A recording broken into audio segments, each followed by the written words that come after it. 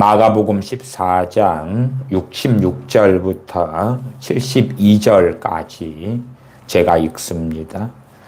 베드로는 아랫뜰에 있더니 대제사장의 비자 하나가 와서 베드로의 불주임을 보고 주목하여 가로되 너도 나사렛 예수와 함께 있었도다 하거늘 베드로가 부인하여 가로되 나는 네 말하는 것이 무엇인지 알지도 못하고 깨닫지도 못하겠노라 하며 앞들로 나갈새 비자가 그를 보고 곁에 서 있는 자들에게 다시 이르되 이 사람은 그 당이라 하되 또 부인하더라.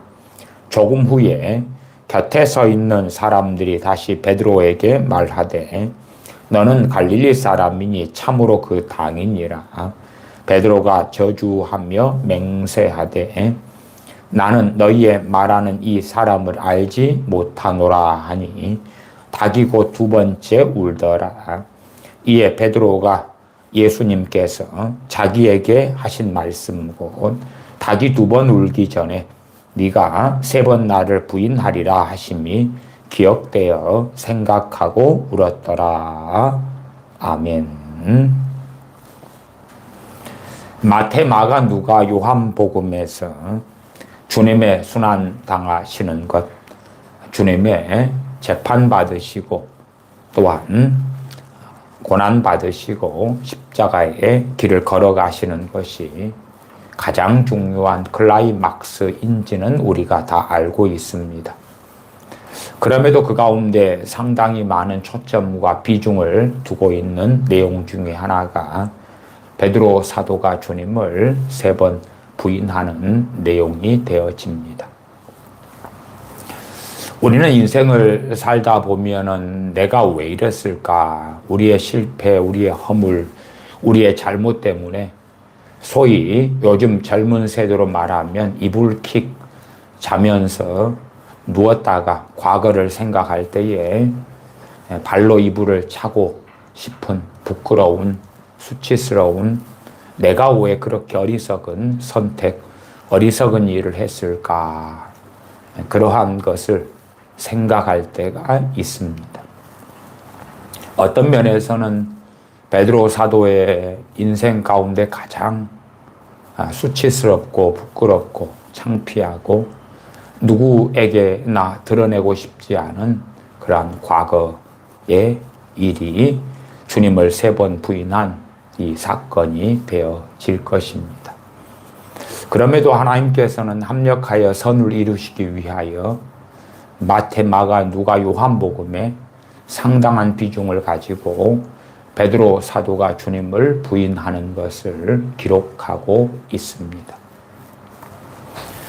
우리는 많은 하나님의 사람들을 보는데 그 하나님의 사람들 가운데 과거를 감추고 싶은 일, 허물을 숨기고 싶은 일, 그러한 일들을 하나님께서는 숨기시지 않고 적나라하게 성경에 기록하는 것들을 봅니다.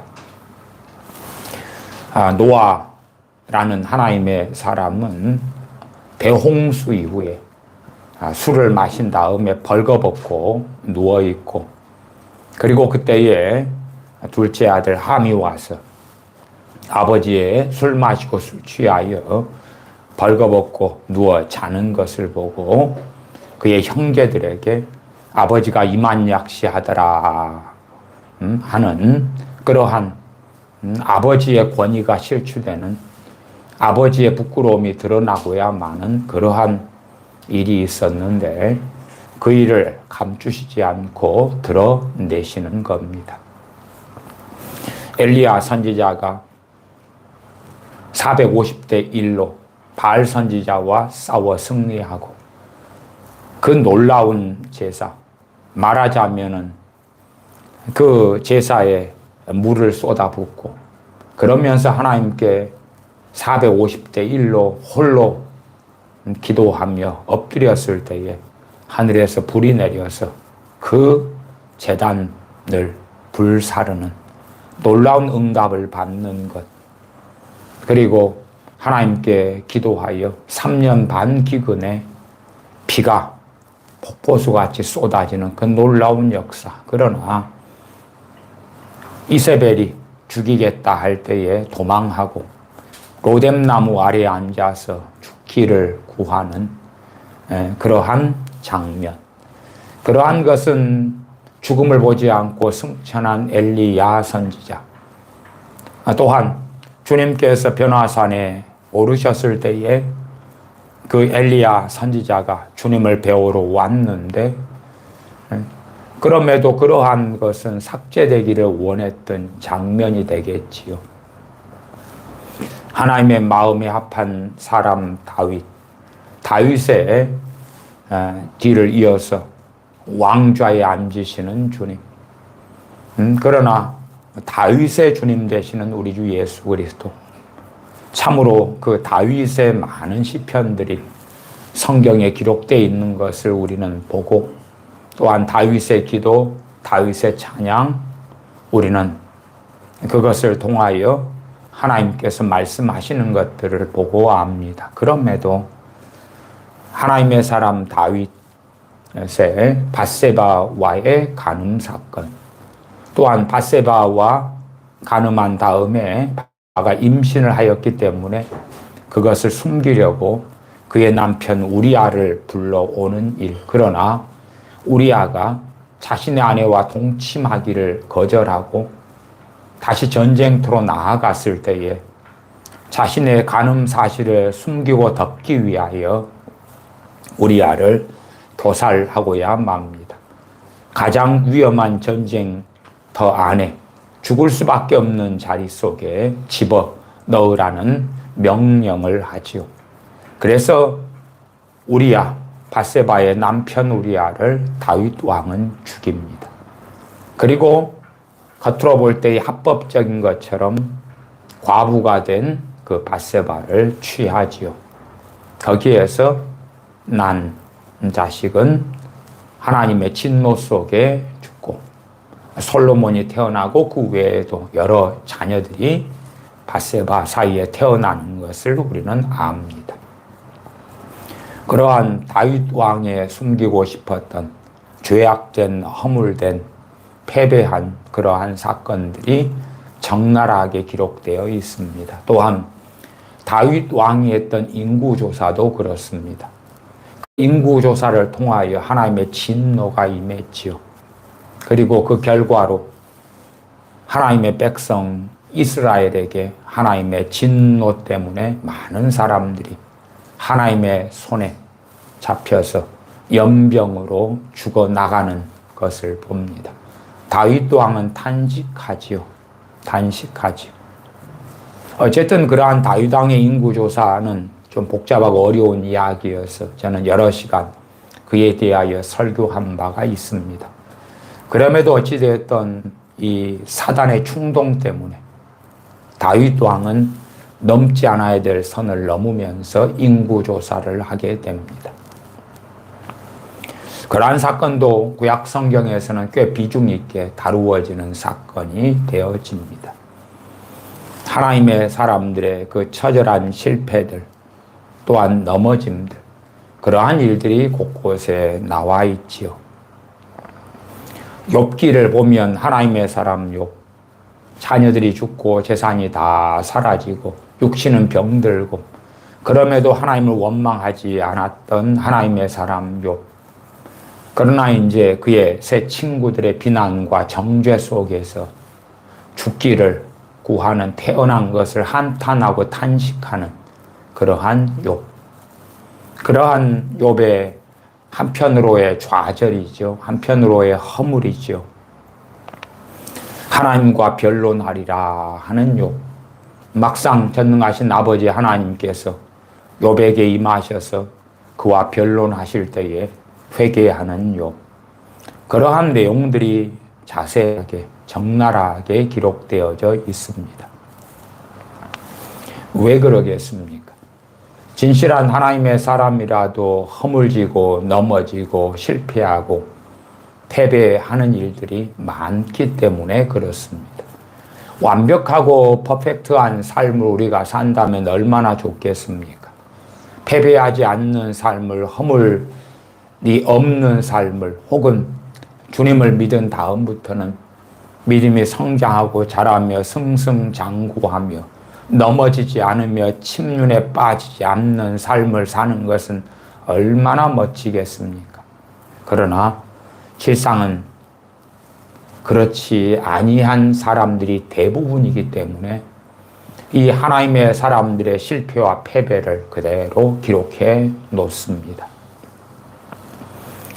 소돔이 멸망당할 때 하나님께서는 그의 천사들을 보내셔서 롯과 롯의 아내와 두 딸을 건져내십니다. 그러나 이 롯의 아내는 뒤를 돌아보아 소금기둥이 되었고, 롯의 두 딸과 처녀딸 둘과 롯이 살아남았는데, 그 절망 속에 아내가 죽은 절망만이 아니라 자기가 쌓아왔던 모든 것, 그 소돔 땅 안에는 롯의 재산도 있고 하인들도 얼마나 많았고, 그 대골 같은 집도 있었고 재물도 많았지요.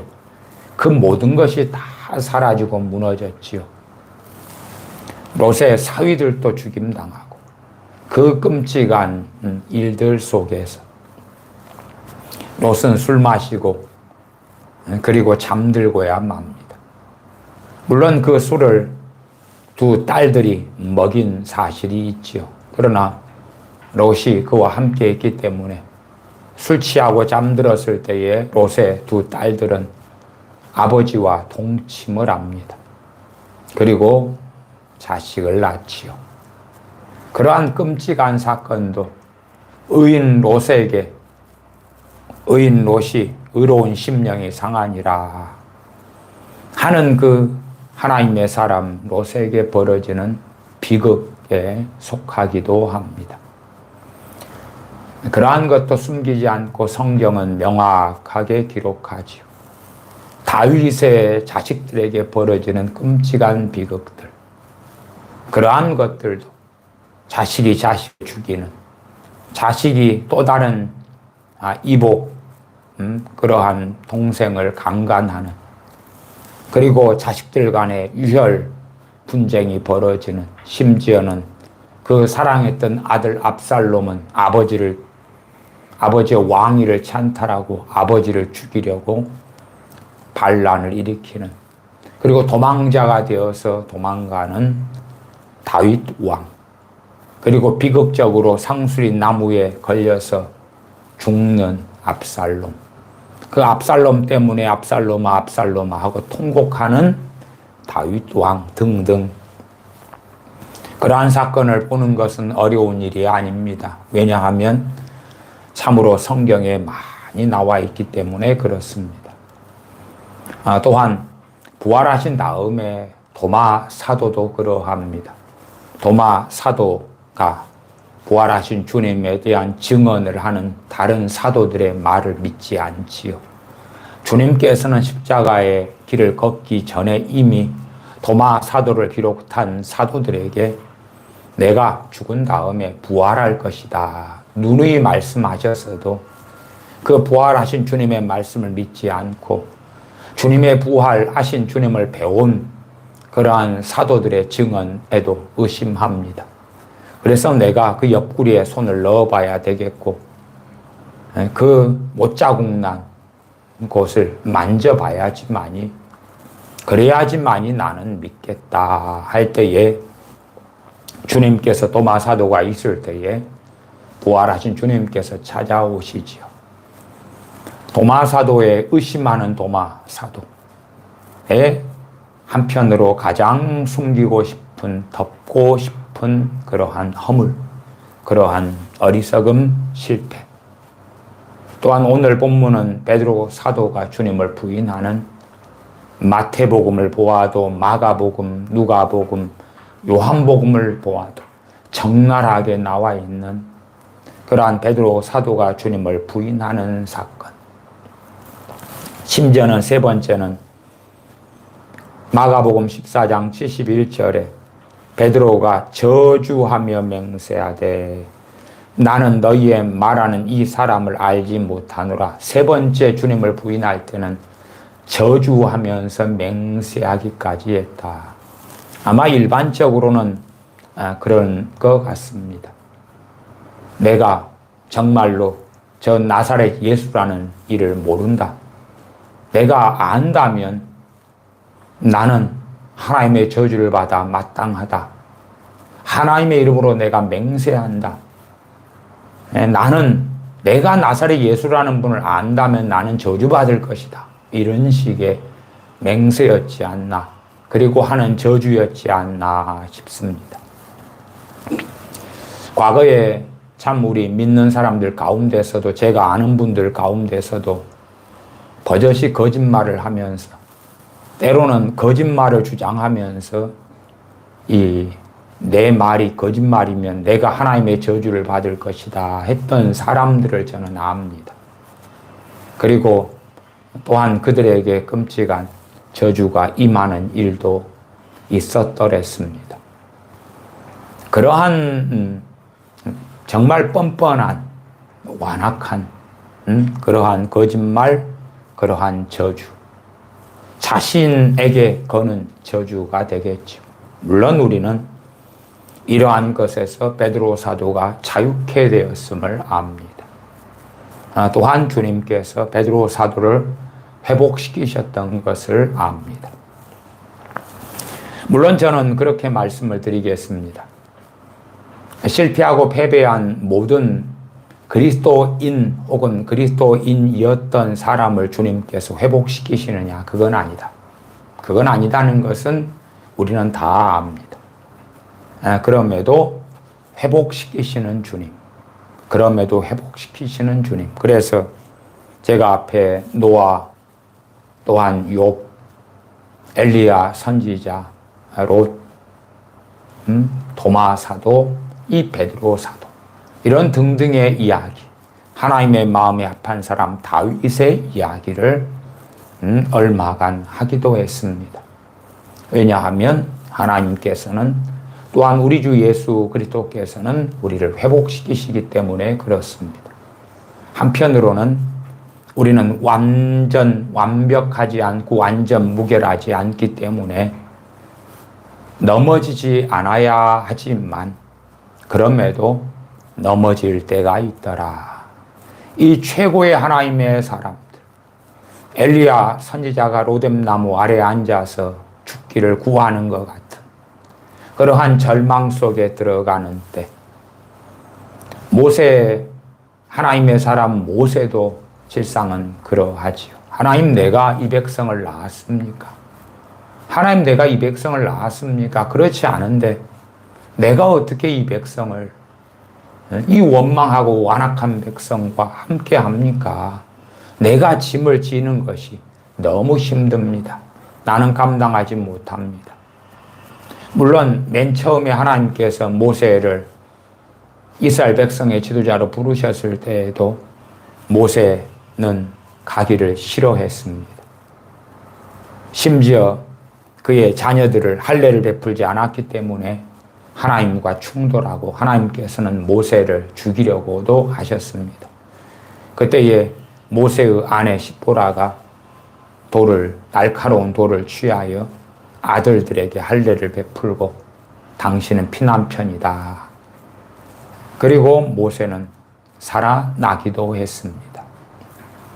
그렇게 성경을 보면 사실은 깊이 있게 들어가면 하나님의 명령인 할례에도 불구하고 할례를 베풀지 않았던 일들, 때로는 하나님의 명령에 유월절을 지키라 했는데 유월절을 지키지 않은 그러한 경건한 하나님의 왕들 사람들의 이야기도 나와 있기도 합니다.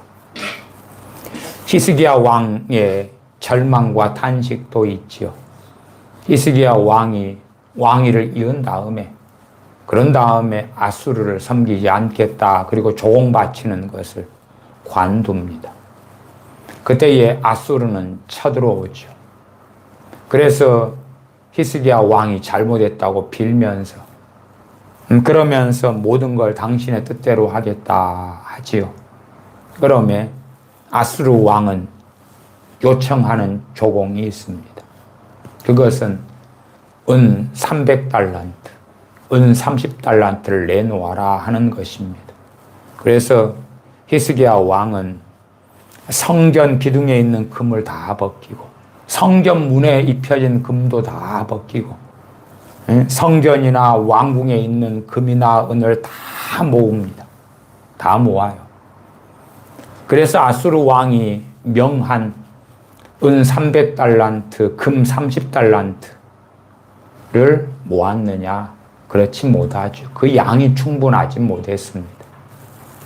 그러면 우리가 1만 달란트 탕감받았다 하는 것은 얼마나 놀라운 것이냐. 그 1만 달란트도 기본적으로 금 1만 달란트로 우리는 또한 학자들은 이해합니다. 마찬가지로 우리도 그렇게 이해함이 맞습니다. 아수르 왕이 요구한 은 300달란트도 성전이나 혹은 왕궁에서 다 재산을 긁어내어도 은 300달란트를 못 채우고 금 30달란트를 못 채우고 그렇게 해서 왕에게 바쳤더니 왕이 가만히 있지 않죠. 아수르 왕이 쳐들어오죠. 그때에 히스기야 왕이 하나님께 엎드리죠. 히스기야 왕은 처음에 하나님을 의지한 게 아닙니다. 오히려 서신을 아수르 왕에게 보내면서 제가 잘못했습니다. 회개합니다. 하나님을 의지하는 게 아니라 아수르 왕 앞에 굴복하고 회개합니다. 그렇게 서신을 보내는 내용도 나와 있죠. 그리고 이제 히스기야 왕이 벽을 향하여 하나님께 기도하고 살려달라 하고 하나님께서 아수르 군대들을 죽이시죠. 십몇만 명을 그날 밤에 죽이시고 아수르 왕은 돌아갑니다. 그리고 반란을 일으킨 자식들의 손에 죽임을 당하지. 어쨌든 그러한 여러 가지 우여곡절의 사건들 가운데 히스기야 왕의 교만도 있고 실패도 있고 그러나 전반적으로 참으로 하나님을 경외했던 왕이 히스기야 왕이었던 것은 우리는 압니다. 한 사람이 인생 가운데 패배가 있고 실패가 있고 허물이 있고 넘어짐이 있고 그러나 저는 명확하게 말씀드렸습니다. 넘어진 모든 그리스도인을 주님이 세우시는 건 아니다. 제가 최근에도 우리나라 대한민국의 교단 교파들의 통계를 가지고도 과거에서부터 자주 말씀드렸습니다만은 가장 피크, 가장 대한민국의 개신교인들이 많았을 때 물론 지금은 작년부터 대한민국의 인구가 줄어들고 있는 건 아실 겁니다. 최고점을 찍고 인구가 계속하여 감소하고 있습니다. 저 일본이 작년 한 해만 인구가 줄어든 것이 80만 명이 줄어들었습니다. 우리나라 경기도 부천시 인구가 78만 명이니까 부천시 하나보다 더 많이 일본이 없어졌는데 아직까지 그 정도는 아니지만 대한민국도 인구가 급격하게 감소됩니다. 아마 숫자상으로는 저 필리핀이나 동남아처럼 인도같이 인구가 많이 늘면 기독교인의 비중은 퍼센트는 줄어들지 몰라도 인구는 더 많아질 수 있겠습니다만은 대한민국의 개신교인, 기독교인의 비율도 퍼센트도 인구도 다 줄어들고 있고 2012년에서 2014년이 대한민국 개신교인의 인구가 가장 많았을 때가 됩니다. 지금 영국이나 미국이나 서구 유럽의 개신교인들의 숫자도 급격하게 줄어들고 있습니다. 일반적으로 2014년과 그리고 6년이 지난 2023년으로 하면 개신교인의 인구가 한 200만 명 정도 한국 리서치나 이런 조사들에 따르면 그만큼 줄어든 것으로 확인됩니다. 또한 코로나 팬데믹 기간에 주요 교단 몇 개 교단만 해도 인구가 개신교인의 인구가 주요 교단 한 5개 교단 정도만 해도 55만 명 정도 줄어들었으니 제 고향 여수의 인구가 27만 5천 명쯤 되는데 그 여수시가 2개가 사라진 것입니다. 그 정도로 많은 사람들이 신앙을 떠났고 주님을 떠났습니다. 그런 사람들을 다 회복시키신다는 이야기는 절대 아닙니다. 절대 아닙니다. 그래서 그러한 역설성을 우리는 양면성을 항상 기억해야 됩니다. 오늘의 주제는 회복시키시는 주님이시죠. 베드로 사도가 절망하고 허물지고 심지어 저주하며 맹세하면서까지도 주님을 3번이나 부인했는데 그것도 그냥 예수님 믿은 이제 감 믿은 엑스트라 A가 아니라 주님의 사도 중에 사도, 주님의 수제자, 주님께서 가장 가까이 하고 사랑했던 사도, 그 사도가 주님을 3번이나 부인한 사건입니다. 그냥 A라는 어린아이가 예수님 믿었다가 며칠 지나서 나 예수님 안 믿을래 그런 것도 아니고, 나이 든 할머니가 나 예수님 믿을래 그러다가 마귀가 역사하니까 며칠 뒤에 나 예수님 안 믿을래 그런 것도 아닙니다. 70대의 어떤 할머니를 예전에 전도를 했는데 나 예수님을 믿으시겠다고 했습니다.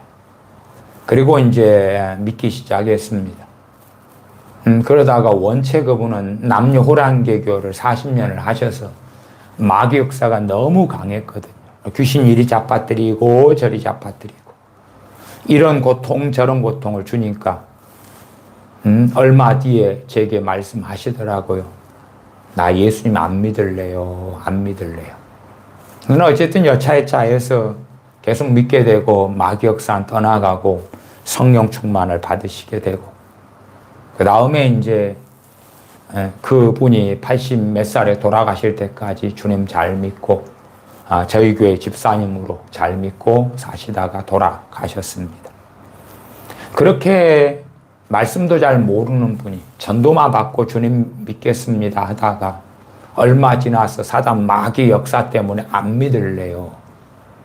그렇다면 사실은 주님을 부인하는 문제는 좀 부인하는 것이야 가장 심각한 죄 중의 죄지만 그럼에도 말씀도 모르고 신앙도 모르고 그런 분이 안 믿을래 하는 것은 상대적으로 많은 사람이 주님을 부인하는 것 중에서는 작은 일이다. 목사가 주님을 부인하는 것, 목사가 아니라 사도가 주님을 부인하는 것, 선지자가 주님을 부인하는 것. 마치 발락 왕의 꾀임에 빠져서 돈을 사랑하고 불의의 싹을 사랑하고 그래서 선지자 발람이 그 악한 술사로 인생을 마감하고 저주 속에 죽임을 당하는 것. 그러한 선지자가 주님을 부인하는 것, 하나님을 부인하는 것, 끔찍한 일이지요.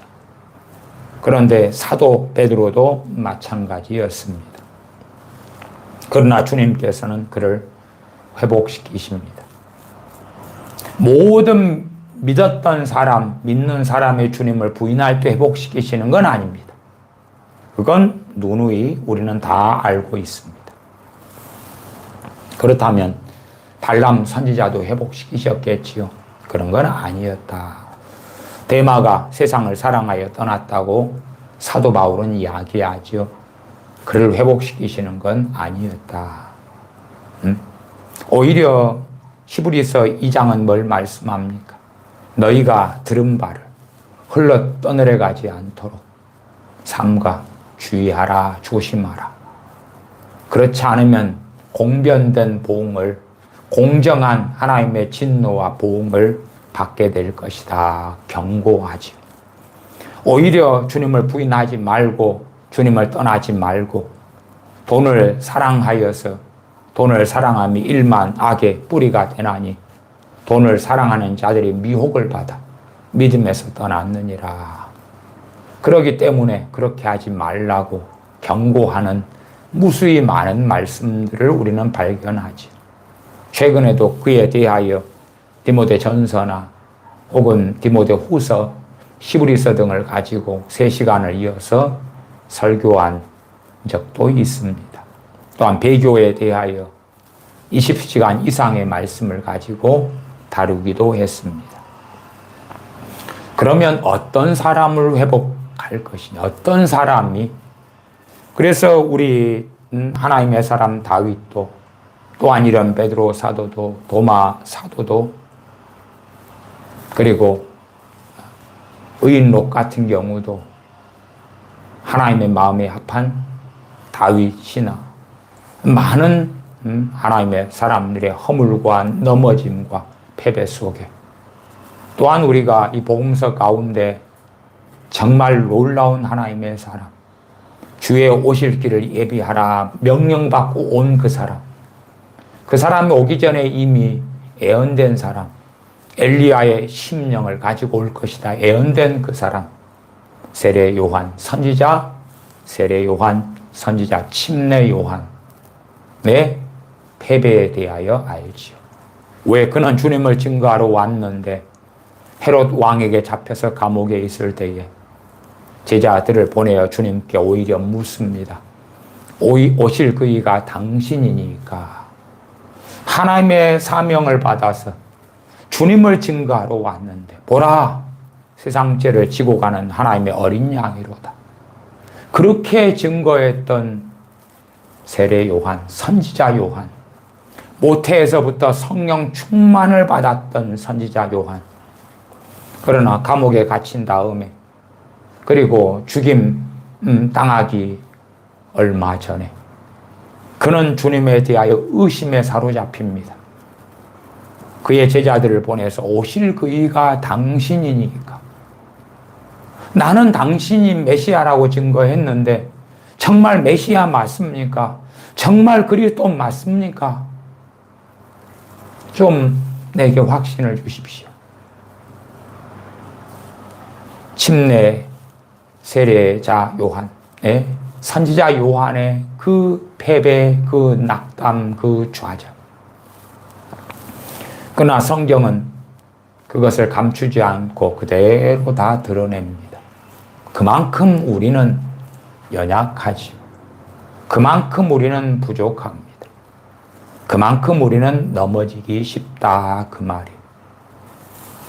어떤 사람을 일으키십니까? 그냥 저는 그렇게 편하게 말씀드리겠습니다. 이 설교를 듣고 있는 여러분을 일으키신다. 제 설교를 듣기 때문에 주님께서 회복시키신다, 그런 망상적인 말씀을 드리는 게 아닙니다. 그럼에도 여전히 주님 사랑하는 사람들에 대한 이야기를 하고 있는 것입니다. 우리 자신의 패배와 실망과 실패가 너무 커서 나는 주님께 나아가기 너무나 송구스럽고 부끄럽습니다.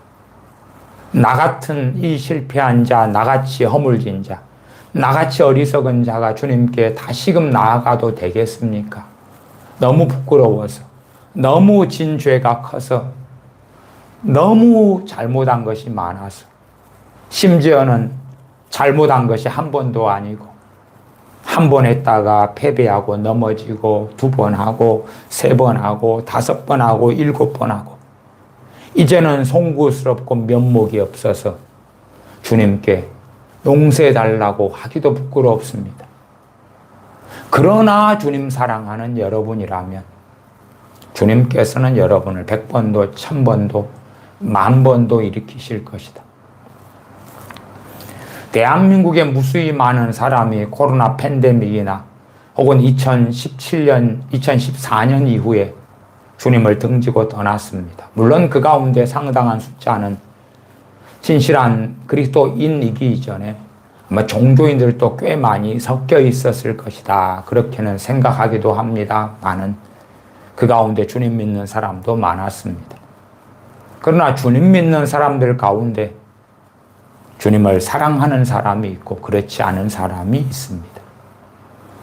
희한한 이야기지만 주님을 믿는데 주님보다 사실은 주님을 믿을 때부터 주님보다 자기를 더 사랑하는 사람들, 그런 사람들은 복음을 지난 시간에 말씀드리고 금요일 기도회 때 설교한 것처럼 다른 복음을 부지불식간에든 알면서든 모르면서든 가지게 됩니다.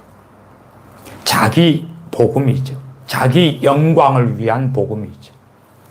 사나 죽으나 우리가 주의 것이고 먹든지 마시든지 무엇을 하든지 하나님의 영광을 위해 살아야 하며 너희는 값으로 산 것이 되었으니 너희는 너희의 것이 아니다. 우리는 살면서 주님보다 돈을 더 사랑하는 일도 생기고 주님보다 자녀를 더 사랑하고 주님보다 나를 더 사랑하는 일들이 생깁니다. 그러나 진실로 주님 믿는 사람들이라면 항상 그러면 안 되는 것이죠. 나아가서 주님을 믿어요. 희한한 일이지요. 주님을 영접해요. 주님을 믿어요. 신비로운 일인데 주님을 믿게 되었습니다마는 주님을 알라딘의 요술 램프처럼 요술 램프에 나오는 지니처럼 그렇게 이용하려는 사람들, 주님을 이용해서 잘 먹고 잘 마시고 문제를 해결하고 건강을 찾고 행복해지려 하고 자녀들을 잘되게 만들고 인생과 삶을 성공하며 윤택하게 하려는 자들, 내가 무능한 난데 주님 믿으면 나를 유능하게 만들어 주실 거야 하는 망상 속에 있는 사람들. 우리가 가난해요. 주님 믿어요. 나를 부자되게 부욕해 해 주실 것이다. 믿는 망상 속에 있는 사람들. 저는 누누이 그것이 아니다고 많이 설교해 왔고 말씀을 통해서 논증해 왔습니다. 주님을 믿는데 그런데 자기를 더 사랑하는 사람들, 주님을 더 사랑하다가 어쩌다가 때때로 자기를 더 사랑하게 되는 우리의 연약함 속에서 우리 어리석음 속에서 벌어지는 일이 아니라 주님을 믿을 때부터 언제나 자기를 더 사랑하는 사람들, 자기 중심이 되어 살아가는 사람들, 주님을 진실로 믿었다면 자기 중심에서 벗어나는 건 쉬운 일이 아닙니다. 자신의 가치관, 자신의 철학, 자신의 목적, 자신의 목표, 자신의 비전, 그걸 성취하기 위하여 주님을 믿는 것이 아니라 자신의 뜻을 내려놓고 자신의 가치관을 주님의 말씀에 따라 바꾸기 위하여 말씀에 귀를 기울이고 말씀을 청종하고 말씀을 들으려 하고 깨달으려 하고 그래서 내 가치관을 하나님의 말씀으로 바꾸려 하고 내 뜻을 주님의 뜻으로 바꾸려 하고 내 원함을 주님의 원하시는 것으로 바꾸려 하는 사람들. 그러한 길을 걷다가도 베드로 사도처럼 도마 사도처럼 다윗처럼 노아처럼 엘리야 선지자처럼 자주 넘어지고 패배할 수 있다 그 말이에요. 그러나 주님 믿고 시작할 때부터 아니면 언제부터는 명백하게 나아가 뻔뻔하게 자기를 주님보다 더 사랑하면서 주님을 어떻게 기도를 통하여 어떻게 뭔가를 통하여 긍정의 말 혹은 가짜 믿음을 통하여 주님을 이용해 볼까 조종해 볼까 하는 그러한 잘못된 신앙 가운데 나아가는 자들, 그러한 자들은 회복시키지 않는다 그 말이. 오히려 로마서 1장의 말씀대로 하나님을 알되 하나님을 영화롭게 하지 아니하고 하나님을 아는데 그 마음에 하나님 두기를 싫어하는 자들 하나님께서 내어버리신다, 버려버리신다, 유기해 버리신다. 그런 사람들에 속하는 거지. 베드로 사도는 주님이 내어버린 게 아닙니다. 주님이 버리신 게 아닙니다. 그의 연약함 속에서 시험에 들지 않게 깨어있어 기도하라. 마가복음 14장 37절로 갑니다. 돌아오사 제자들의 자는 것을 보시고 베드로에게 말씀하시되 시몬아 자느냐 너가 한시 동안도 깨어 있을 수 없더냐. 한시. 이 특별한 때에 한시는 1시간입니다. 1시간 깨어 있을 수 없더냐. 38절 시험에 들지 않게 깨어 있어 기도하라. 베드로 사도를 주님이 버리셔서 그런 거 아닙니다. 하나님 아버지께서 버리시는 그 로마서 1장에 속하는 사람들에 대한 이야기가 아닙니다. 그 마음에 하나님 두기를 기뻐하는 사람들. 그러나 그런 사람들이라도 10번이고 100번이고 넘어질 수 있다. 그 말이. 그런 사람도 패배하고 허물 속에 살고 잘못된 길을 걸어갈 수 있다. 그 말이. 그러한 사람들은 하나님께서 버리시는 사람들이 아닙니다. 그러한 사람들은 시험에 들지 않게 깨어있어 기도해야 될 때에 그렇지 않아서, 그래서 말하자면 밥을 하고 있는데 때에 불을 꺼야지 밥이 타지 않겠지요. 그러나 그때를 깜빡하고 그러기 때문에 밥이 타버린 경우, 혹은 비행기가 9시에 인천공항에서 출발하는데 늦잠을 자서 제 시간에 못 맞춰서 왔고 비행기는 떠나버린 것 같은 그러한 일들. 비유하자면 그러합니다. 패배하고 주님을 베드로 사도처럼 부인하고 그런 일들도 벌어지는 거예요. 과거의 순교자들의 시대 때, 또 지금도 최근에도 지금 나이지리아 같은 데서 많은 기독교인들이 순교당하고 있고 죽임당하고 있습니다. 최근에 나이지리아도 절반이 이슬람인가 그러지 않습니까? 특별히 북부는 이슬람이 얼마나 강성합니까? 나이지리아의 많은 순교자들이 최근 몇 달 동안에 많이 일어나고 있습니다. 어느 때보다도 많은 기독교인들이 죽임당하고 있는, 신앙 때문에, 믿음 때문에 죽임당하고 있는 그러한 때가 나이지리아의 때가 되기도 합니다. 인도에도 최근에도 그렇게 주님 믿는 믿음 때문에 죽임당하는 사람들이 많아지고 있습니다. 그렇게 주님 믿는 것 때문에 핍박을 당하고 고문을 당할 때에 너무 고통스러워서 주님을 부인하는 일들이 있다. 그 말이에요. 그럼에도 마음에 연약함은 있지만 마음에 하나님 두기를 기뻐하는 사람들, 주님과 함께 하기를 원하는 사람들, 주님을 사랑하는 사람들, 그런 사람들은 주님께서 회복시키시기를 기뻐하신다. 그 말씀을 드리는 것입니다.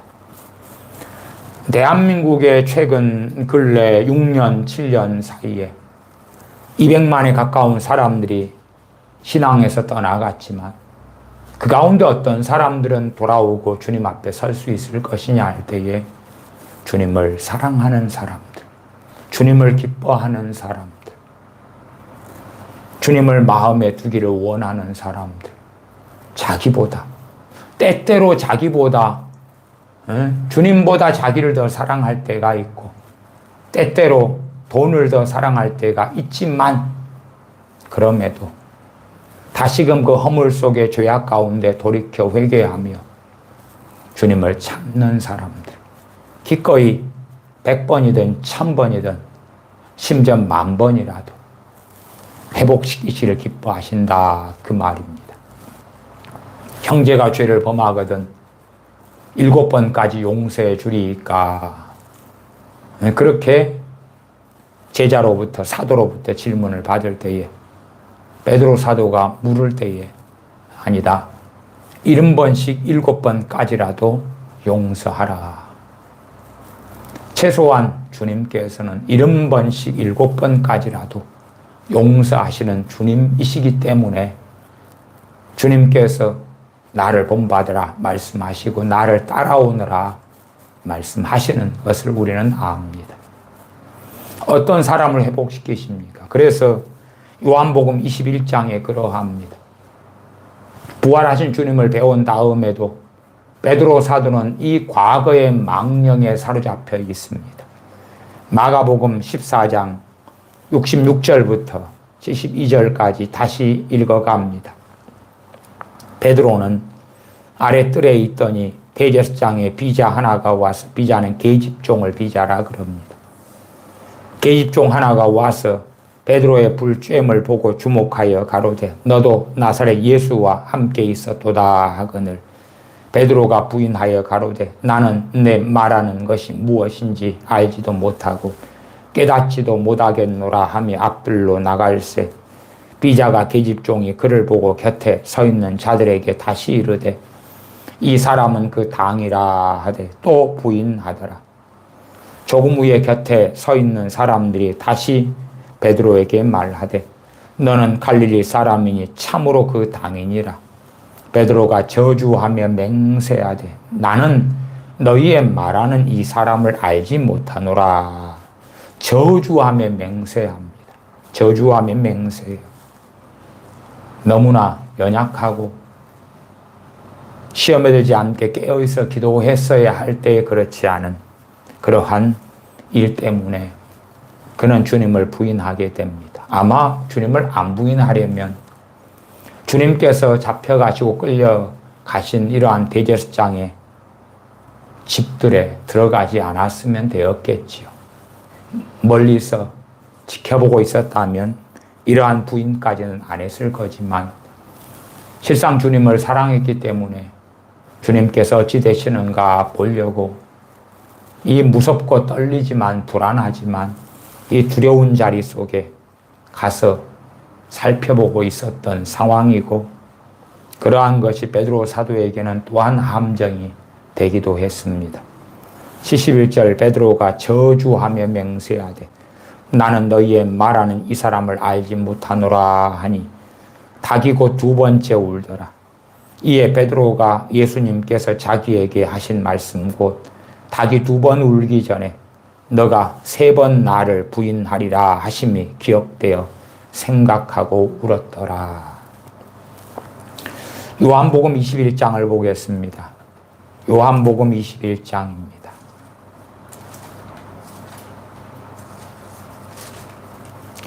요한복음 21장 1절부터 읽어갑니다. 최근 몇 달 전에 요한복음 21장을 가지고 설교하기도 했었습니다. 요한복음 21장 1절부터 제가 읽습니다. 그 후에 예수님께서 디베랴 바다에서 또 제자들에게 자기를 나타내셨으니 주님 부활하신 다음입니다. 나타내신 일이 이러하니라. 시몬 베드로와 디두모라 하는 도마도 주님을 의심했지요. 그러나 주님께서 부활한 주님께서 그에게 나타나셨지요. 의심은 물러가고 사라졌습니다만은 그러나 자신의 패배했던 것, 실패했던 것, 그 과거의 망령은 그의 발목을 잡았을 것입니다. 또한 다른 사도들도 다 주님을 버리고 도망하였지요. 그들은 큰 소리를 쳤습니다. 주님과 함께 죽겠습니다. 죽을지언정 주님을 버리지 않겠습니다. 그 외쳤던 사도들이 그 중에서 주님의 수제자였던 베드로 사도는 3번이나 주님을 부인하고야 맙니다. 3번 부인한 다음에는 누가복음에 나와 있는 말씀대로 주님과 눈이 마주치지요. 2절 시몬 베드로와 디두모라 하는 도마와 갈릴리 가나 사람 나다나엘과 세베대의 아들들과 또 다른 제자 둘이 함께 있더니 세베대의 아들들은 요한 사도, 야고보 사도입니다. 어떤 면에서 지금 7명이 나오는데 가룟 유다는 제외하더라도 남은 11명의 사도들 가운데 주님을 가장 사랑했던 사도들이 중심이었다 이렇게 말씀을 드리죠. 우리도 다 그러지 않습니까? 사람마다 다 사도라도 선지자라도 하나님을 사랑하는 정도는 그럼에도 차이가 있는 걸 알죠. 3절 시몬 베드로가 나는 물고기 잡으러 가노라. 과거의 망령에 사로잡히고 주님을 부인한 그것 때문에 아무리 돌아볼 때에 자격이 없다 그 말이에요. 주님께서 부활하셨는데 그 주님을 보고 주님의 명령에 따라 살 자격이 없다 그 말이에요. 나는 차마 다시 과거로 돌아가겠다. 그래서 물고기 잡으러 가노라 하며 저희가 우리도 함께 가겠다 하고 그렇게 주님을 사랑하노라 외쳤고 죽을지언정 주님을 부인하지 않겠습니다 외쳤건만 막상 주님께서 잡혀가실 때 되니 주님을 다 버리고 도망했고 베드로 사도는 주님을 3번이나 저주하며 맹세하기까지 부인하고 또한 도마 사도는 주님 부활하신 말씀 전혀 믿지 않고 부활하신 주님을 배웠다 하는데도 그래도 믿지 않았지요. 저희가 우리도 함께 가겠다 하고 나가서 배에 올랐으나 이 밤에 아무것도 잡지 못하더니 아무것도 잡지 못했습니다. 4절 날이 새어갈 때에 예수님께서 바닷가에 서셨으나 제자들이 예수님이신 줄 알지 못하는지라. 바닷가에 선 어떤 사람이 있었는데 주님이신 줄은 알아보지 못했다. 주님께서 이르시되 얘들아 너희에게 고기가 있느냐 대답하되 없나이다. 가라사대 그물을 배 오른편에 던지라 그러면 얻으리라. 시몬 베드로를 사도로 부르실 때에 그때도 베드로 사도는 아무것도 밤이 새도록 잡지 못하였습니다. 그때 주님께서 깊은 데에 그물을 던지라 하셨고 많은 고기를 그물이 찢어질 정도까지 되도록 많은 고기를 잡아서 그때 베드로 사도는 주님께 엎드려 나는 죄인이로소이다. 나를 떠나소서 외쳤죠. 그때 주님께서 그를 부르시면서 너는 게바다 베드로다. 내가 너를 사람을 낚는 어부가 되게 할 것이다. 부르셨죠. 이 장면이 명확하게 생각나는 상황이고 어떤 면에서 베드로 사도가 가장 극심하게 가장 심각하게 주님을 부인했고 배반해서 베드로 사도보다 더 과거의 망령에 사로잡힌 사람은 없을 것입니다. 과거의 죄악, 과거의 실패, 과거의 처참한 주님을 부인한 일들 어찌 그것에서 벗어나겠습니까? 아마 하나님의 사람 다윗도 우리아를 죽이고 밧세바를 취한 일에 그 망령에서 어떻게 벗어나기가 쉬웠겠습니까? 아마 그래서 죄책감도 상당히 작용했을 겁니다만은 밧세바를 더 가까이 하고 밧세바를 더 사랑했고 그래서 밧세바에게서 더 많은 자식을 낳게 되는 이유도 그런 데에서 있지 않았나 그렇게 저 개인적으로는 추측해 보기도 합니다. 베드로 사도는 주님에 대하여 부활하신 주님을 배웠고도 자신이 했던 소위 행사가 있기 때문에 얼마나 면목이었고 얼마나 죄송하고 그래서 나는 자격이 없다고 과거의 어부로 다시 돌아가겠노라고 돌아갔던 것이지요. 6절 그물을 배 오른편에 던지라 그리하면 얻으리라 하신데 이에 던졌더니 고기가 많아 그물을 들 수 없더라.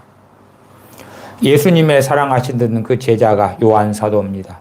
베드로에게 이르되 주시라. 이때 요한 사도가 주님을 알아봅니다. 베드로 사도는 주님을 그래도 못 알아보죠. 그러다 요한 사도가 주시라 하니 베드로 사도가 벗고 있다가 주라 하는 말을 듣고 겉옷을 두른 후에 바다로 뛰어내리더라. 아 주님이신가? 그리고 옷 입고 베드로 바다에 뛰어내려서 헤엄쳐서 그래서 가지요. 8절 다른 제자들은 육지에서 산 거가 불과 한 50간쯤 되므로 50간은 90m 정도 됩니다. 한 간이 1.8m 정도 되거든요. 그래서 90m 정도. 90m 거리를 베드로 사도가 헤엄쳐서 주님께 간 것입니다. 작은 배를 타고 고기 든 그물을 끌고 와서 육지에 올라보니 숯불이 있는데 그 위에 생선이 놓였고 떡도 있더라. 예수님께서 가라사대 지금 잡은 생선을 좀 가져오라 하신대. 주님께서 직접 사도 베드로만이 아니라 다른 사도들까지도, 세베대의 아들들이죠. 요한 사도나 야고보 사도나 주님께서 가장 가까이 했던 세 명의 사도, 베드로, 요한, 야고보. 베나산에 갔을 때도 가장 가까이 하셔서 데리고 가셨고, 야이로의 딸을 살리실 때도 데리고 가셨고, 또한 겟세마네 동산에서도 다른 사도들은 놔두고 이 세 명의 사도만 더 가까이 데리고 가셔서, 그래서 근처에서 기도하시고 하는 가장 가까이 했던, 주님을 가장 사랑했던 베드로, 야고보, 요한 사도. 그럴 상황일수록 자신들의 허물, 자신들의 실패, 자신들의 어리석음, 죄악 때문에 더 통곡하고 더 울고 더 후회하고 그러지요. 그래서 과거에 그러한 자신의 죄악에 발목이 잡히고, 내가 이런 삶을 살았는데 나를 용서해 주실까? 내 회개를 받아 주실까? 오히려 주님은 용서하실지라도 나는 나를 용서하지 못하겠다. 하나님께서는 나를 용서하실지 몰라도 나는 나를 용서할 수 없다. 그렇게 죄책감에, 정죄감에 사로잡히기가 쉽죠. 주님께서는 12절로 건너갑니다. 153마리의 물고기를 잡고 12절 예수님께서 가라사대 와서 조반을 먹으라 하시니 제자들이 주신 줄 아는 고로 당신이 누구냐 감히 묻는 자가 없더라. 주님을 버리고 떠나고 부인하니 그 친밀한 관계에서 주님은 여전히 제자들을 사랑하시고 가까이 하시지만 제자들의 마음 가운데서 죄송하고 때로 서럽고 때로 자책과 정죄감에 사로잡히고, 아무리 생각해도 자신들의 그 완악함 때문에 몸부림칠 수밖에 없어서 주님을 친밀히 하고 가까이 하기가 얼마나 어렵습니까? 주님께 묻거나 말을 붙이기도 어려웠겠지요. 13절 예수님께서 가셔서 떡을 가져다가 저희에게 주시고 생선도 그와 같이 하시더라. 이것은 예수님께서 죽은 자 가운데서 살아나신 후에 세 번째로 제자들에게 나타나신 것이라. 저희가 조반 먹은 후에 예수님께서 시몬 베드로에게 이르시되 요한의 아들 시몬아, 너가 이 사람들보다 나를 더 사랑하느냐 하시니 가로되 주여 그러하외다. 내가 주를 사랑하는 줄을 주께서 아시나이다. 주님께서는 이 7명의 사도들 가운데 베드로 사도에게 다른 6명보다 너가 나를 더 사랑하냐, 저 6명이 나를 사랑하는 것보다 그 누구보다도 더 나를 사랑하느냐 묻습니다. 베드로 사도는 주여 그러하겠다, 그러하겠다. 진실이니까. 그러나 주님을 사랑한다 해서 실패하지 않는다는 것도 아니고 넘어지지 않는다는 것도 아니고 패배하지 않는다는 것도 아닙니다. 사랑하냐 묻습니다. 사랑한다고 답할 때에 주님께서는 가라사대 내 어린 양을 먹이라 하십니다. 내 어린 양을 먹이라. 너가 나를 사랑한다면 과거의 너의 허물, 패배, 절망 거기에 사로잡혀 있지 말고 내가 준 사명, 나를 따르는 그 길, 나를 섬기는 그 길, 그 자리에서 나를 섬기라 말씀하시는 거지요. 한 번으로 끝나지 않습니다. 16절 또 두 번째 가라사대 요한의 아들 시몬아, 너가 나를 사랑하느냐 하시니 가로되 주여 그러하외다. 내가 주를 사랑하는 줄 주께서 아시나이다. 가라사대 내 양을 치라. 목자가 되어 혹은 목동이 되어 양을 키울 때는 양을 먹이기도 하고 양을 치기도 하고 그렇죠. 잘못된 곳으로 가면 가지 못하게 막고 또한 바른 좋은 꼴로 인도하고 그러한 일을 하라 그 말이. 그 양은 베드로 사도의 양이 아니라 주님의 양이다. 주님께서 참된 목자가 되시고 그 주님께서 그 종들, 그 사도를 임명하셔서 주님의 양을 대신 치게 하시고 먹이게 하시는 거지요. 17절 세 번째 가라사대 요한의 아들 시몬아 너가 나를 사랑하느냐 하시니 주께서 세 번째 너가 나를 사랑하느냐 하심으로 베드로가 근심하여 가로되 주여 모든 것을 아시오매 내가 주를 사랑하는 줄을 주께서 아시나이다. 예수님께서 가라사대 내 양을 먹이라. 주여 모든 것을 아시오매. 세 번이나 물으심에 베드로 사도가 근심합니다. 주여 모든 것을 아시오매. 내 진심은 그렇습니다. 그러나 베드로 사도는 진심은 그렇게 주님을 사랑해도 어찌 자기가 자기를 믿을 수가 있겠습니까? 어떤 환경과 처지에 놓이면 자신의 그 사랑이, 그 대단한 사랑이 얼마나 보잘것없어지고 자기가 주님을 위하여 목숨까지 버리겠노라 했던 그 사랑이 얼마나 쉽게 무너지는지를 보았지 않느냐 그 말이에요. 주님을 참으로 사랑합니다. 그러나 제가 또 일이 넘어질 수 있고 다시 어떤 일이 벌어지면 주님을 부인할 수도 있지 않습니까? 하는 그 베드로 사도의 마음속에 많은 생각, 많은 질문들이 그에게 있었을 것입니다. 그러나 그럼에도 주님께서는 내 양을 먹이라, 내 양을 치라. 또 내 양을 먹이라 말씀하십니다. 또한 오히려 베드로 사도에게 확언해 주십니다. 결정론이지요. 이 부분에서는 그렇다 그 말이에요. 베드로 사도의 순교에 대하여 말씀해 주시고 확증해 주십니다. 말하자면 베드로 사도가 여러 우여곡절은 있을지 몰라도 주님 부인하지 않고 순교자의 반열에 서서 주님을 위하여 생명을 버리게 될 것이라고 베드로 사도에 대하여 애언해 주신다 그 말이에요. 18절입니다. 내가 진실로 진실로 내게 이르노니 젊어서는 내가 스스로 띠띠고 원하는 곳으로 다녔거니와 늙어서는 내 팔을 벌리리니 남이 내게 띠띠우고 원치 아니하는 곳으로 데려가리라. 이 말씀을 하시면 베드로가 어떠한 죽음으로 하나님께 영광을 돌릴 것을 가리키심이로라. 어떠한 죽음으로 하나님께 영광을 돌릴 것이다. 너가 연약하고 부족하지만 그럼에도 끝까지 내가 준 사명의 길을 완수할 것이고 그리고 내게 전능하신 아버지께 영광을 돌릴 것이니 염려하지 말라고 확증해 주시는 베드로의 주님을 사랑한 그 사랑에 대한 응답을 주님께서는 하고 계시는 것을 우리는 발견합니다. 누가복음 22장만 보겠습니다. 누가복음 22장입니다. 누가복음 22장입니다. 22장 60절부터 62절까지 읽습니다. 누가복음 22장 60절부터입니다. 베드로가 가로되 이 사람아 나는 너 하는 말을 알지 못하노라고 방금 말할 때에 닭이 곧 울더라.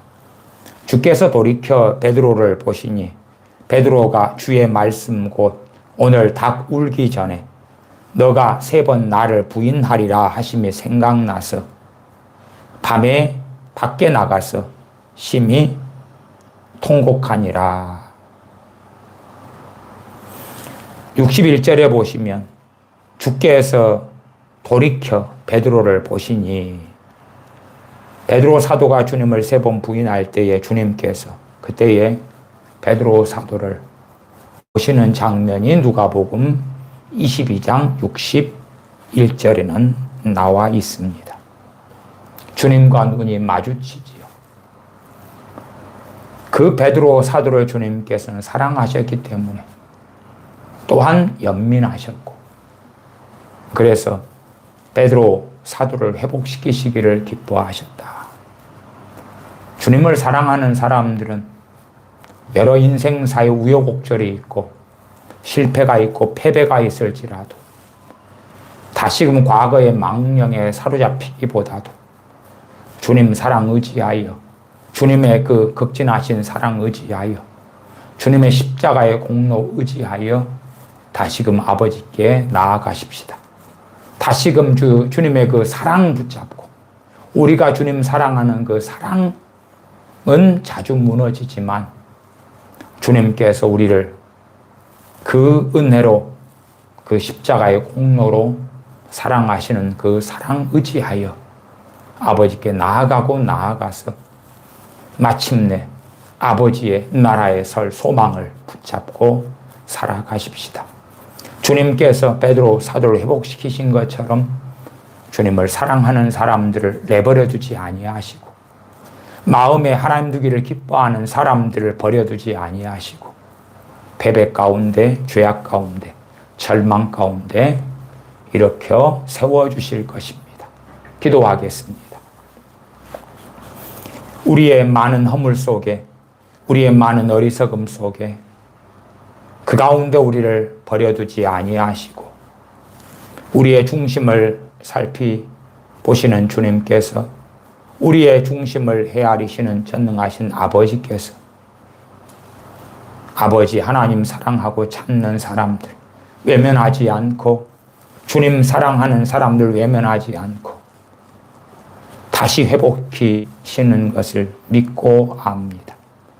많은 하나님의 사람들의 패배와 죄악과 허물과 절망 속에서 이렇게 세워주시는 아버지 하나님과 거룩하신 주님을 말씀 가운데 배울 때에 우리의 허물 속에서 일어나서 담대히 주님 의지하여 아버지의 보좌 앞에 은혜의 보좌 앞에 나아갑니다.